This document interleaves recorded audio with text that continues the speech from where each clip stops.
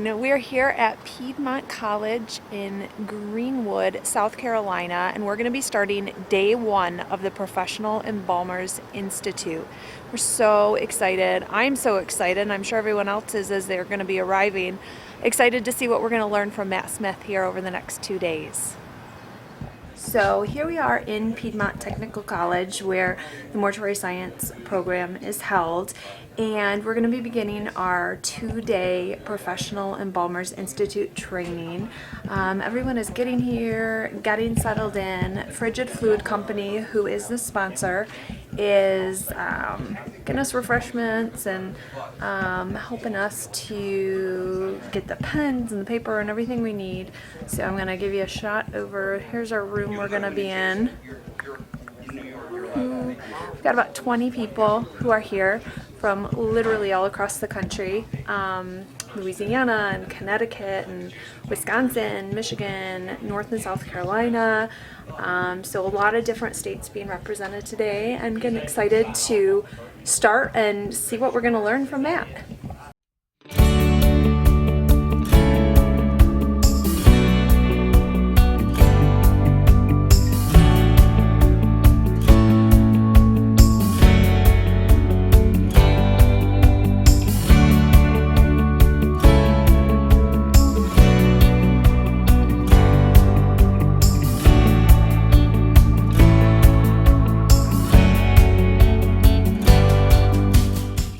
Doing the Joker. Yeah. Not doing that. Right? They're going back and slightly up. And this little eminence right here protrudes out. This area protrudes out because the lips go in and these come out, cheeks go up. So part one is done this morning. We're now going to be moving into the lab component of the day. So we're going to do some hands-on with some bodies and see some of Matt's techniques, and learned so much this morning. Feel like it was my first day in embalming class, and some of it where I don't know how I haven't learned some of these things before. So I'll share a few of the tidbits along the way as we're going, but I'm so excited about this venture. So into part two we go.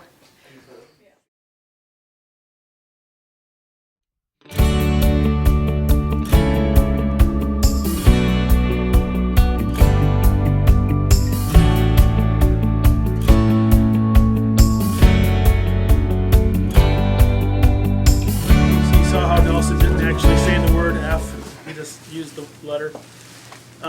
One thing that we have to be very cognizant of, and this is, this family donated. He donated, and his family donated his remains so we can learn. And so this is of the utmost respect. Every person we work on, we should of course be treated with the utmost respect. But we have the opportunity to work on him. We have the opportunity to excise tissue, do restoration, and so for that, it's an incredible gift that we have. And so I'm grateful to Piedmont Tech, of course, Diedrich for helping put this all together, because he's an intricate part in this, of course. But it doesn't happen without the gift of giving their body to science. So.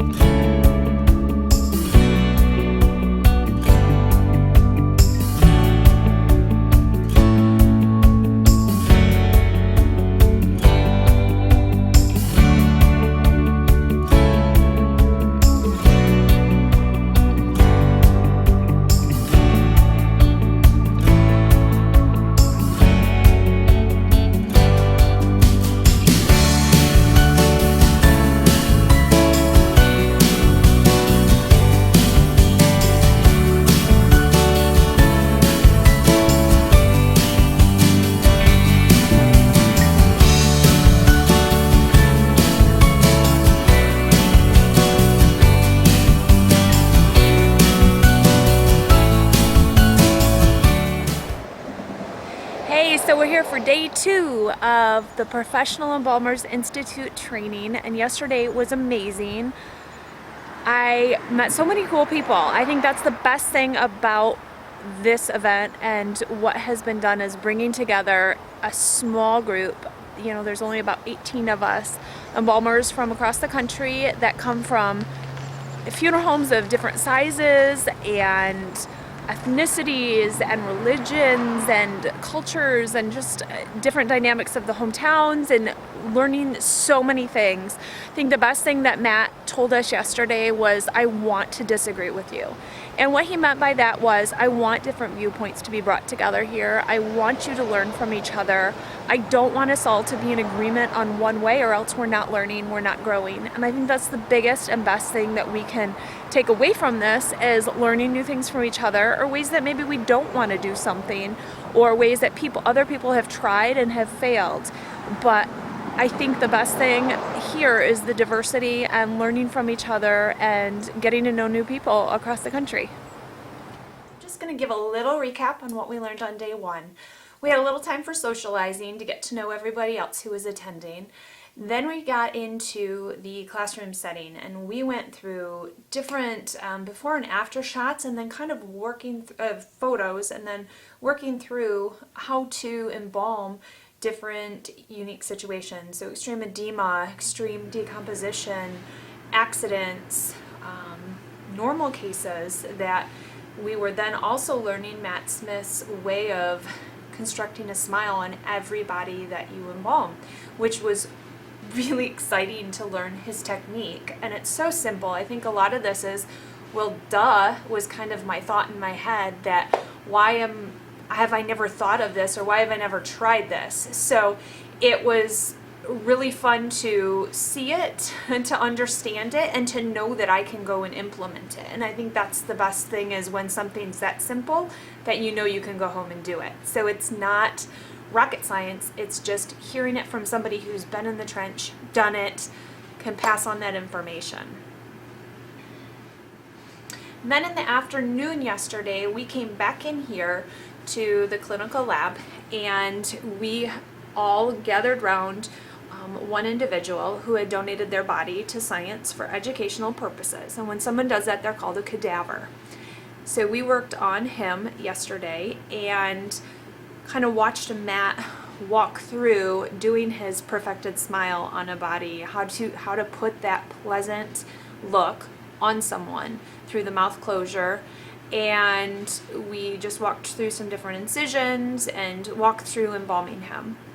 So hands-on is such a great way to learn, and so we're able to do that through this seminar here at the Professional Embalmers Institute. And it's a really nice way to be able to just see the practice of doing those things, and not just on a video or in pictures.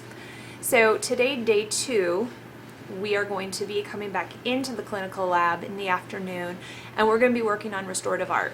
So we're going to have 2 individuals who have donated their bodies, and so we will be working on them to use restoration techniques with wax and with cosmetics, with suture closings, and just practice some of these different techniques on them so that we can have the tools then and have the practice to go back to our funeral homes.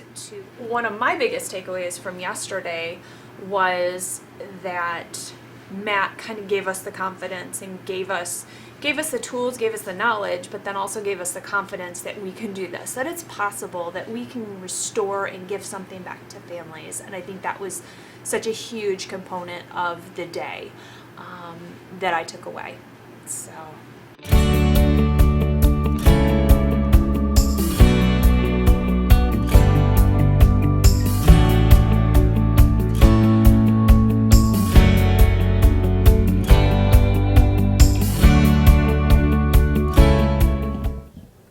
So I just stepped out of the classroom for a moment. Right now, this morning, we are looking at slides and talking about restoration. So we're doing before and after photos of gunshot wounds and car accidents and suicides and all sorts of pretty traumatic things that have happened to these bodies, where pretty much half their heads are missing.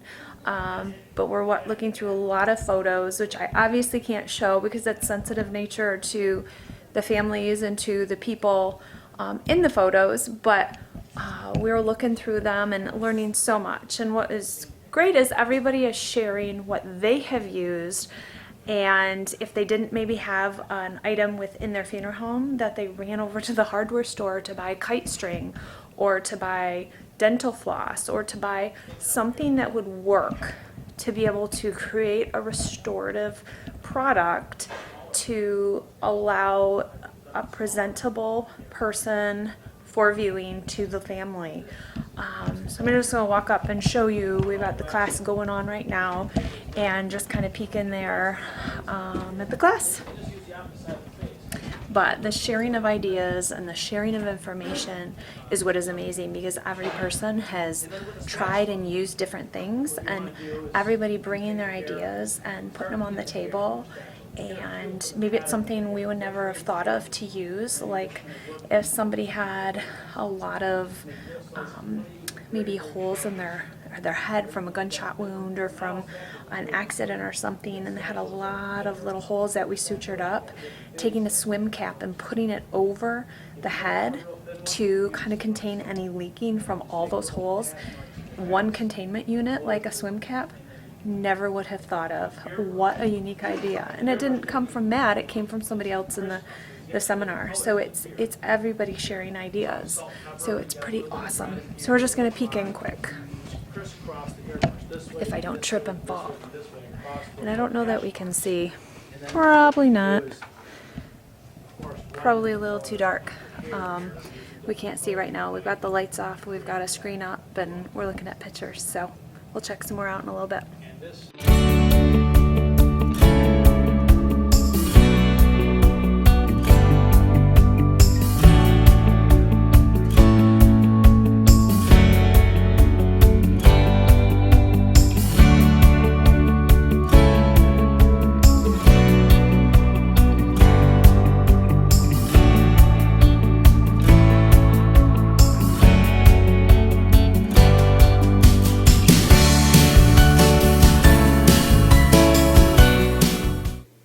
Back now home from the Professional Embalmers Institute, and just reflecting and closing down kind of on what we accomplished there. And I'm pretty sure when I edit together this video, I'm gonna have to edit out a few amazing and awesomes, because I'm pretty sure those are the two words that I used all of the 2 days that I was there.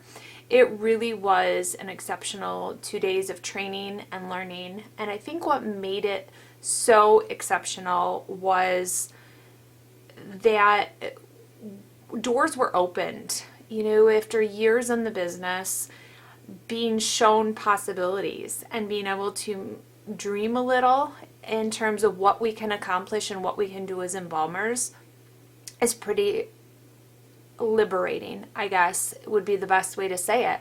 So I've gone a long time thinking that extreme decomposition cases are not possible to be embalmed, or that extreme accident or suicide cases are beyond restoration. And they are for most, many embalmers, or most embalmers, I would say, and maybe a lot are not for the challenge or don't have the time or don't have the skill. But being shown that it can be done, and that an extreme decomposition case can be embalmed, can be viewed, that the family can have that final goodbye time if they want it. And it is all about what the family wants. Just because we can do it doesn't mean that that's what the family wants us to do, but knowing that we can accomplish these things in many situations is really awe-inspiring for me as an embalmer, and is really exciting moving forward to know that there's families that I can help that before maybe I couldn't. So I feel really encouraged, and I think one of the things that Matt said that I really took away was they don't look perfect, but they're perfectly presentable. And it's not that we want to not do something perfect, but when you have someone who is literally blown their head off, and you have this, some shattered fragments, and that's all you have, but then you can reconstruct and build a head and present this person back to the family. They might not be perfect, but they're perfectly presentable. And I think that was a huge takeaway that I had amongst the many other little random tips from everybody sharing. So I think once in a while as professionals, it's good if we get a little schooled and we get a little knocked back and shown that we don't know everything, so that we can be built back up stronger and better than ever. And I think that it pushes me to the next level, and I love it. I love that we get to be pushed and that we get to be encouraged and that we get to be brought up to the next level by this training. So Professional Embalmers Institute, when you see things about it, get signed up. There's 2 modules, completed module 1. Second module is going to be rolling out, and you can only do number 2 if you do number 1 first. So look for those trainings to come up. You are going to want to check them out. It is really incredible. So I will talk to you guys soon. And thanks for watching.